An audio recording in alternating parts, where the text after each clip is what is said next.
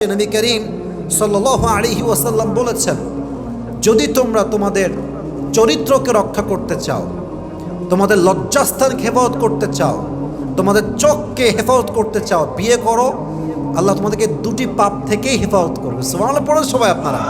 তাহলে এক হচ্ছে চোখের হেফাজত, দুই হচ্ছে লজ্জাস্থানের হেফাজত। 3 নাম্বার, বিয়ে করলে যে উপকার হয় সেটা হচ্ছে ঈমান পরিপূর্ণ হয়ে যায়। যারা আমরা সিঙ্গেল, আমাদের ঈমান হচ্ছে অর্ধেক। আর যখন আমরা বিয়ে করব, এই বিয়ের মাধ্যমে আমাদের পুরো ঈমানের যে কাতারটা, যে লেভেলটা, এটা পরিপূর্ণতায় পৌঁছে যাবে। সুবহানাল্লাহ পড়বেন না আপনারা? নবী করিম সাল্লাল্লাহু আলাইহি ওয়াসাল্লাম বলেছেন, যে ব্যক্তি বিয়ে করবে তার অর্ধেক দিন পূরণ হয়ে যাবে। এখন সে তার বাকি অর্ধেক দিন কেমন করে পূরণ করবে সেজন্য এই চিন্তা করে, কারণ বিয়ে করলে অর্ধেক ঈমানকে পরিপূর্ণ করে দেয় একজন, তিনি কে?